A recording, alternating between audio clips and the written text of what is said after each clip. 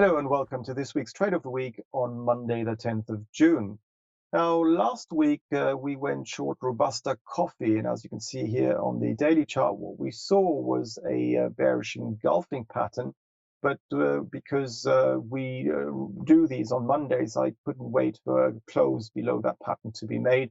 And I thought this pattern was valid, and therefore a reversal to the downside was being seen just below the April high, which is why we went short around 4,140, thinking that we would see a decline taking us back towards this long-term uptrend line here. But instead, what happened is that the Robusta coffee price actually hit a new high here, multi-year high, as you can see, and basically stopped us out because we had a stop loss just above that April high. So this led to a small loss with regards to that position. Now, if you haven't stopped out your position, you might be once again on side with this one, and in that case perhaps you can let it run and just place your stop loss above the high seen last week.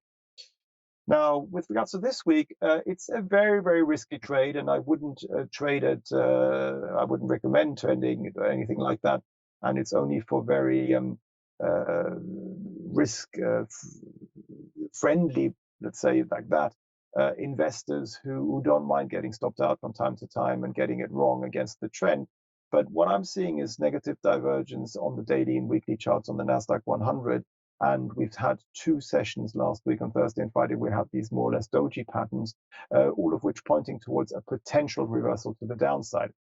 Now, what I would do here is only go short if we were to fall through Friday's low at 18,903. Only a fall through there would potentially lead to a reversal to the downside being seen.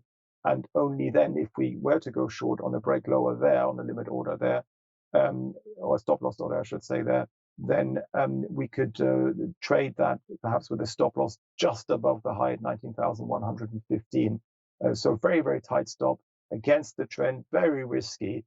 But if it works out, if our downside target is somewhere around the 18,200 mark, the reward to risk ratio is very, very positive. So from that point of view, you could perhaps look at this trade. This week's trade of the week is to go short the Nasdaq, but only once a fall through Friday's low has been seen, with a stop loss above last Friday's high and a downside target around the 18,200 mark.